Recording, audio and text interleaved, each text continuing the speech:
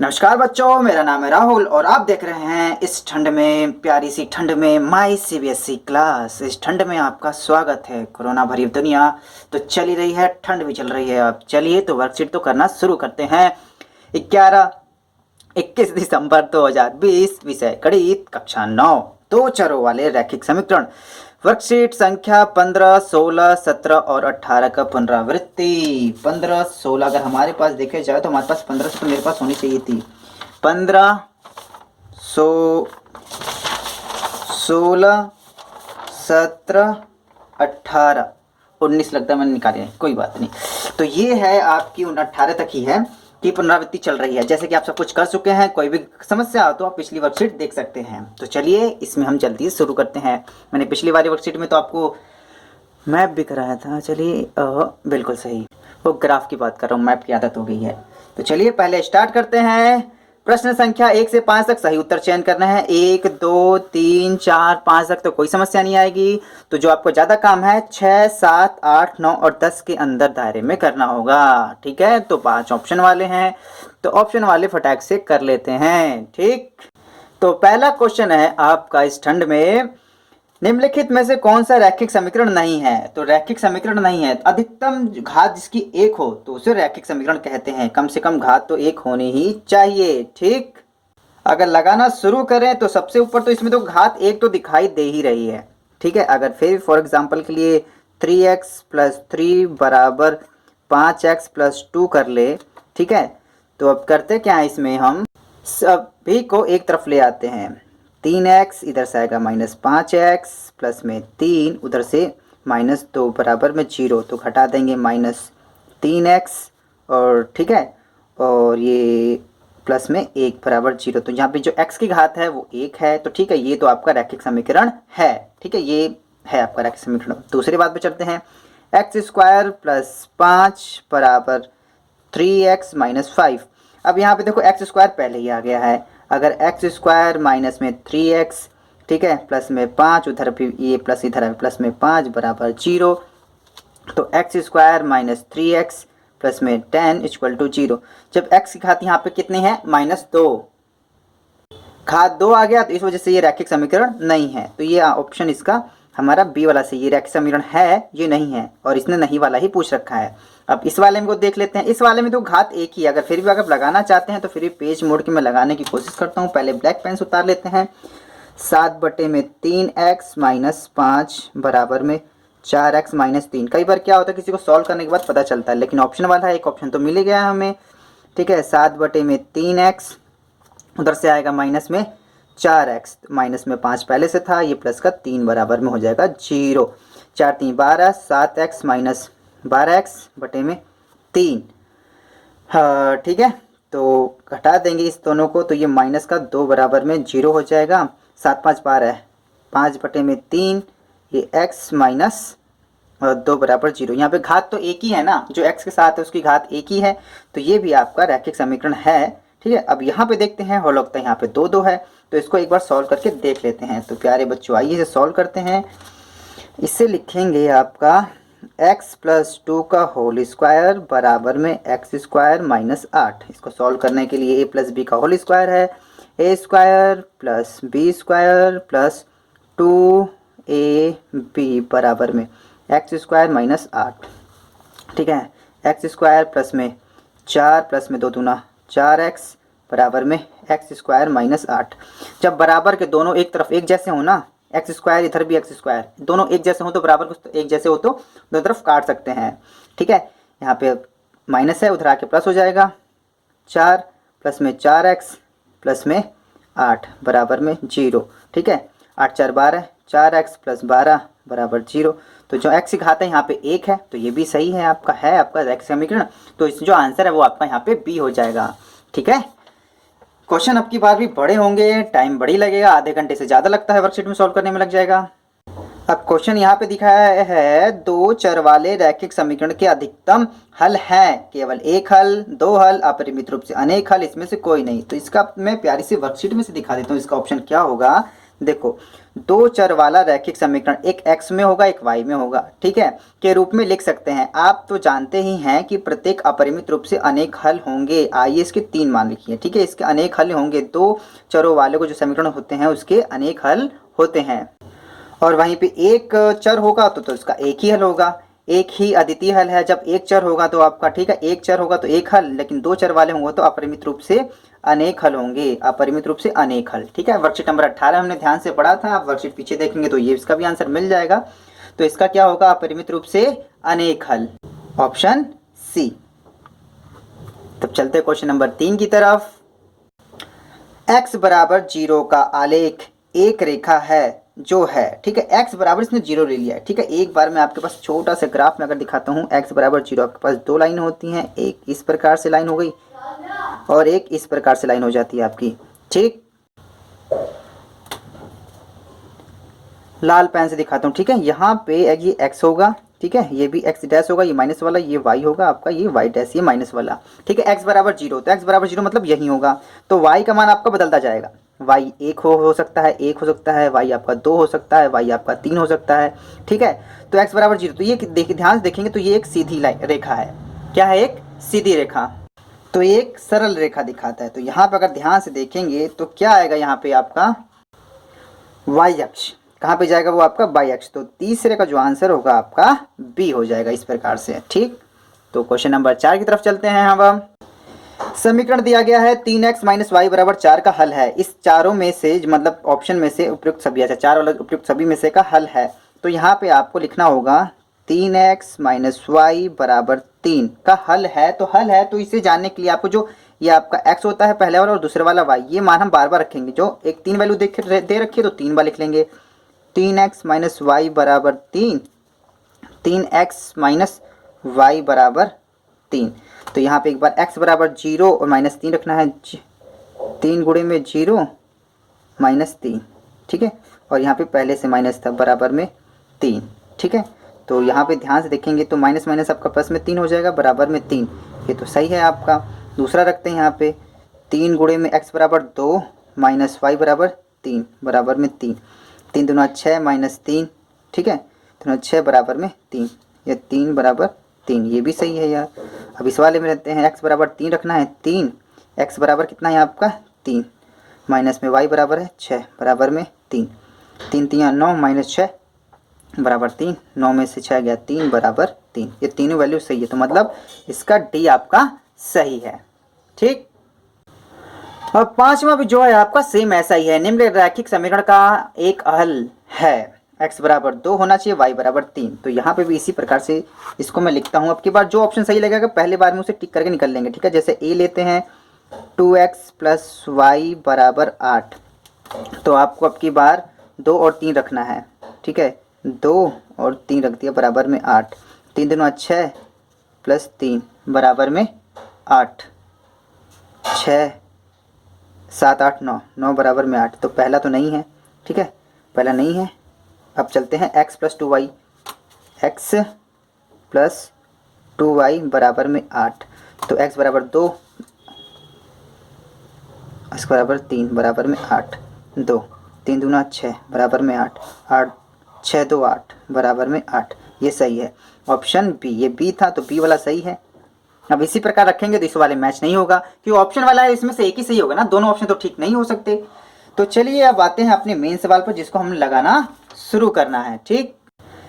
समीकरण है आपके पास 2x प्लस वाई बराबर x प्लस 5 के दो हल ज्ञात कीजिए तथा जांच कीजिए कि 3 और 2 समीकरण हल है कि नहीं। तो मतलब दो काम करने हैं, इसके दो हल बताने हैं और जांच करना है ये इसका है कि नहीं। तो पहले दो हल ज्ञात कर लेते हैं, ब्लैक पेन, क्वेश्चन लिख लेते हैं सबसे पहले ना, ठीक है। 2x plus Y, question number 6, 2x plus Y बराबर x प्लस 5, ठीक है। पहले एक अच्छे समीकरण बना लेते हैं, 2x माइनस है माइनस x प्लस का y, ठीक है, बराबर 5 है तो 5 ही रहने देते, कोई दिक्कत नहीं है। घटाएंगे तो आ जाएगा 2 में से x प्लस y बराबर 5, ठीक है। अब इसके दो मान निकालने हैं आपको। दो मान कैसे निकालते हैं आपको पता होगा, इस प्रकार से हम बॉक्स बनाते हैं, ठीक है। यहाँ पे x और यहाँ पे y लिखते हैं, ठीक है। आपको x और y का मान बताना होता है। समीकरण आपके पास ठीक है, इस समीकरण नाम हम 1 ले लेते हैं, कोई दिक्कत की बात नहीं है। ठीक है, तो x का मान रखेंगे तो y का मान बदल जाएगा, जैसे आपको पता ही है। तो 0 ले लेते हैं, सबसे बेस्ट तरीका है। ठीक है, एक बार इसको 0 ले लेंगे तो वो चेंज नहीं करना पड़ेगा। फॉर एग्जांपल जैसे कि आपके पास x + y = 5 है ना, तो मैं x बराबर अपने मन से 0 ले लेता हूँ, x बराबर 0, तो 0 + y = 5, तो y बराबर भी 5 हो जाएगा, इसके बराबर हो जाएगा 5। ठीक, अब क्या करेंगे, x + y = 5 था ही, अब की बार मैं y बराबर 0 ले लेता हूँ, y बराबर 0, यहाँ पे x पहले से था, यहाँ 5 पहले से ही है, तो x बराबर 5 हो जाएगा, इसका वैल्यू हो जाएगी 5 हो गया। इस प्रकार से आप और बता सकते हैं, और आपको बताना नहीं है तो इस प्रकार से फिलअप कर दीजिए।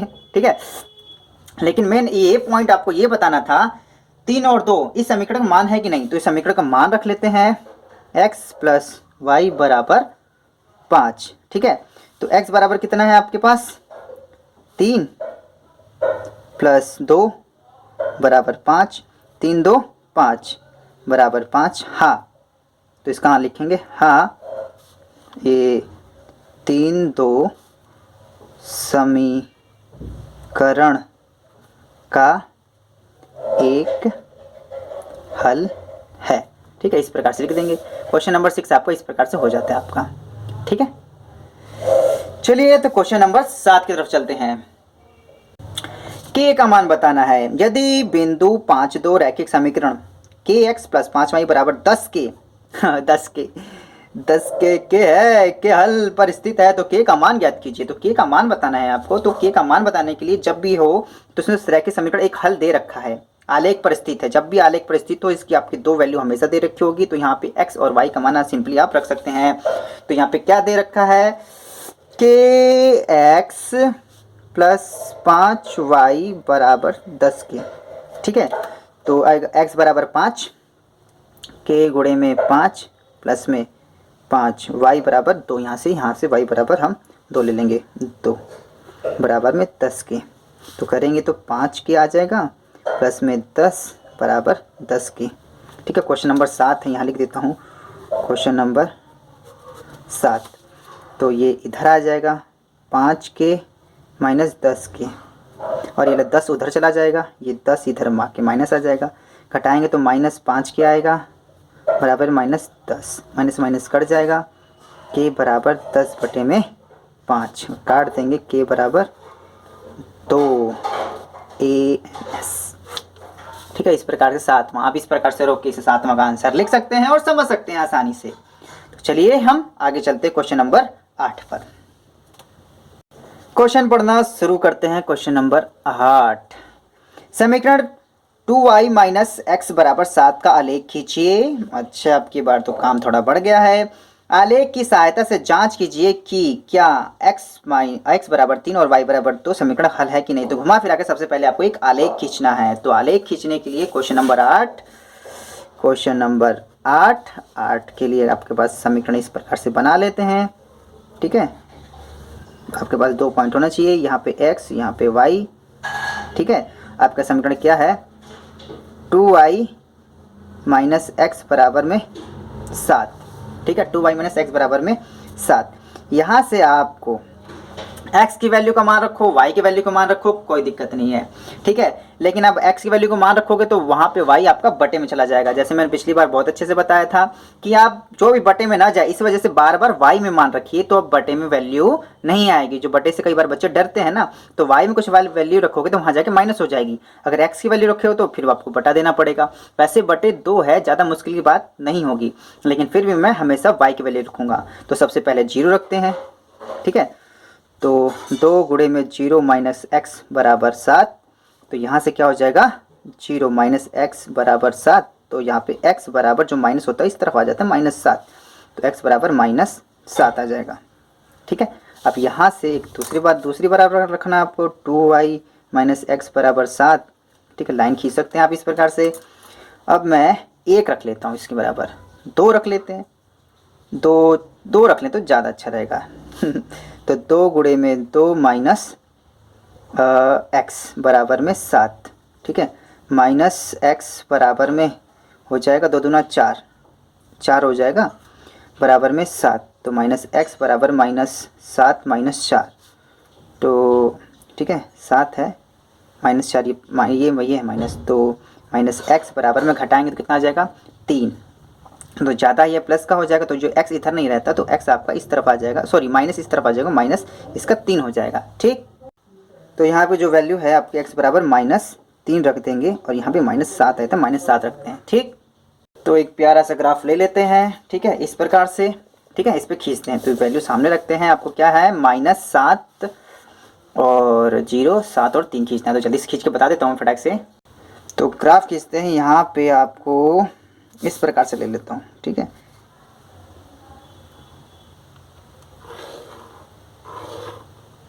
ठीक है, एक लाइन इस प्रकार से लेनी है आपको। ये आपका हो जाएगा x, ये भी आपका हो जाएगा x, क्योंकि वो रखता वो लंबा चाहिए यहाँ पे।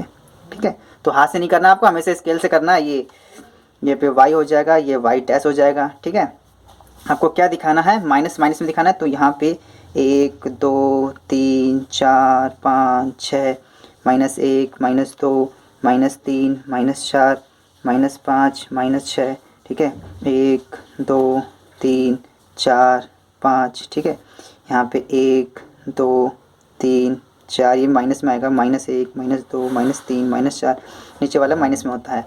आपको दिखाना क्या है, यहाँ से ध्यान से देखेंगे तो ब्लैक पेन का इस्तेमाल करते हैं और यहाँ पे -7 दिखाना है, x बराबर -7। लो भाई, तो यहाँ पे आपको और आगे जाना है, तो ये -7, यहाँ पर -7 हो जाएगा आपका।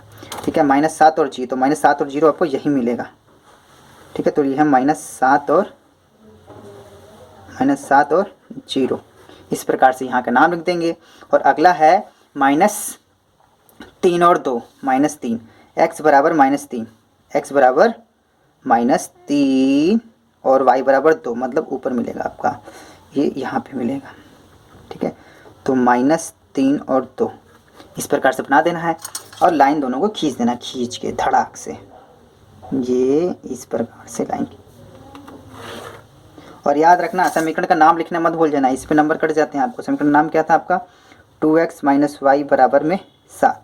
ठीक है, अब क्वेश्चन में एक और चीज़ पूछी थी। ठीक है, आपको इस प्रकार से पहले बनाना है। ठीक है, फिर यहाँ से इस प्रकार से आपको ग्राफ लगाना है।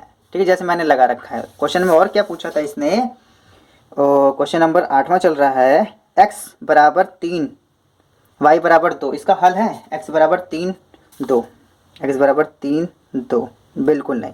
आप ध्यान से देखेंगे 3 और 2 यहाँ मिल रहा है, जबकि इसको इस लाइन पे मिलता तो इसका एक हल होता। इस लाइन पे नहीं मिल रहा, इस वजह से इसका हल नहीं है। ठीक, क्योंकि 3 और 2 इस वाले से मिल जा रहे हैं ना, तो ठीक है, इसका हल नहीं है। तो लिखेंगे इस प्रकार से लिखेंगे, और 3 2 2y - x बराबर 7 का हल नहीं है। ठीक है, राइटिंग थोड़ा मैनेज कर लेना। 8वें का इस प्रकार से बनाना है, फिर आपको ये ग्राफ लगाना है, उस बाद ये लिख देना है, तो यहाँ पे 8वें का हल हो जाता है। ठीक है, तो चलिए क्वेश्चन नंबर 9 की तरफ चलते हैं जल्दी से। कितना पिता सा सवाल आ गया आपकी बार। निम्नलिखित समीकरण का हल ज्ञात करना है। 7x - 9 बराबर 16। क्वेश्चन नंबर 9 का फर्स्ट क्या है, 7x - 9 बराबर में 16। और क्वेश्चन नंबर 2 7 के साथ लिख देते हैं, y बटे में 2 प्लस में 5 बटे में 2 बराबर -3 बटे में 2। ठंड की वजह से राइटिंग थोड़ी सी गड़बड़ हो रही है, तो यहाँ पे एक ही चर है, तो इसका मतलब x का मान बताना है। तो 7x बराबर 16, या माइनस तो उधर जाके हो जाएगा प्लस, तो यहाँ पे 7x बराबर 16 9 25। ठीक है, तो यहाँ पे x के साथ जो भी होता है मल्टीप्लाई होता है तो उधर जाके डिवाइड हो जाएगा, तो 25 बटे में 7 ans। ठीक है, अब इसको सॉल्व करना है, दूसरे वाला था। अब देखो जो y के साथ है इसको यहीं रहने देते हैं, वैसे इसका दो नीचे है तो काट सकते हैं सबको एक साथ, लेकिन कोई बात नहीं, एक स्टेप बढ़ा लेते हैं। तो दोनों का एलसीएम 1 है। ठीक है, तो लिख सकते हैं y + 5 बटे में 2 बराबर -3 बटे में 2। अब देखो सबके बटे में 2, इसके भी बटे में 2, तो दोनों 2 आसानी से काट सकते हैं। तो y + 5 बराबर -3, y + 5 बराबर -3, तो y बराबर -3 पहले से था, ये बराबर उधर जाएगा तो -5 इधर आ जाएगा, तो y बराबर -8 ANS। हो गया दोनों आंसर। क्वेश्चन नंबर 10 की तरफ चलते हैं, आसानी से इसे उतार सकते हैं आप। चलिए प्रश्न नंबर 10 थोड़ा सा बड़ा है, पढ़ने में बड़ा है, आसान, बहुत ही आसान है। सरिका बाल दिवस के अवसर पर चॉकलेट बांटती है। अच्छा जी, प्रत्येक बच्चे को 5 चॉकलेट देती है, मतलब हर एक बच्चे को कितने कितने चॉकलेट दिए उसने? 5 चॉकलेट दिए। तथा वयस्क को कुल टोटल चॉकलेट जो बड़े थे उसको 20 चॉकलेट देती है। यदि बच्चों की संख्या को x से तथा कुल बांटी गई चॉकलेट संख्या y से दर्शाता है तो पहले तो समीकरण को दोबारा लिखना है। तो पहले ये देख लेते हैं दूसरा क्या कह रहे हैं, बात की बात है। बच्चों की संख्या को x से दिखाया गया है। तो क्वेश्चन 10 ठीक है का पहला, ठीक है, बच्चों की संख्या, यदि बच्चों की कुल संख्या बराबर x, ठीक है, बच्चों को बांटी गई चॉकलेट, प्रत्येक बच्चे को बांटी गई, राइटिंग थोड़ा मैनेज करना, बच्चों की संख्या, ठीक है, प्रत्येक बच्चे को बांटी गई चॉकलेट, क्योंकि ठंड में थोड़ा ऐसी खराब है। तो बांटी गई, प्रत्येक बच्चों को कितनी चॉकलेट बांट रही थी वो? 5, और कुल थे कितने? x, तो 5 गुणे में x, तो 5x के हिसाब से कुल बच्चों को बांटी गई, ठीक है। और वयस्कों को बांटी गई चॉकलेट, वयस्कों सीधे कर ले, तो वयस्कों को बाटी चोखा याद आ गया क्या यार? बाटी गई चॉकलेट, ठीक है। तो यार देख लेना, क्योंकि ठंड में थोड़ा हाथ लिखने में काफ़ी दिक्कत हो रही है, यहाँ पे आ जाएगी वयस्कों को बाटी गई b, ठीक है। और क्वेश्चन में क्या दिया, तो y बराबर दिखाया गया बाटी गई कुल चॉकलेट, बाटी गई कुल चॉकलेट बराबर y से दिखाया गया था, ठीक है। तो प्रश्नानुसार,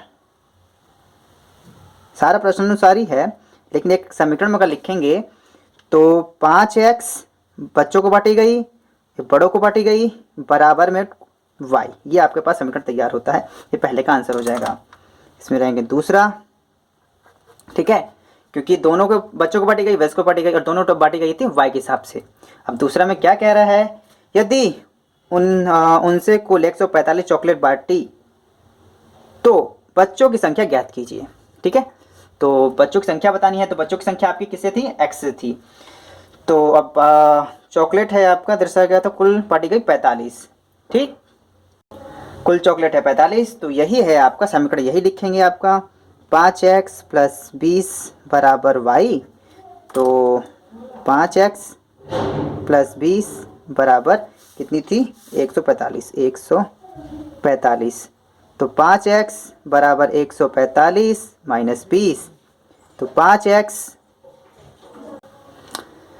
और उधर जाएगा 42, तो 145 में से 20 घटा देंगे तो 5, तो 125, तो x बराबर यहाँ गुणा हो रहा तो भाग हो जाएगा 125/5, तो 5 दूना 10, 5 5 25, तो 25 आपका आंसर हो जाएगा। तो बच्चों की संख्या 25 थी, आंसर ही आपका हो जाएगा इस प्रकार से। तो 10वें का आंसर इस प्रकार से आपको लिखना है, ठीक है। राइटिंग बच्चों थोड़ा मैनेज कर लेना, क्योंकि ठंड में लिखा नहीं जा रहा है मेरे से, और ठीक है, आप भी बच्चे हो, ठंड में लिखते होगे तो इस चीज़ को समझोगे।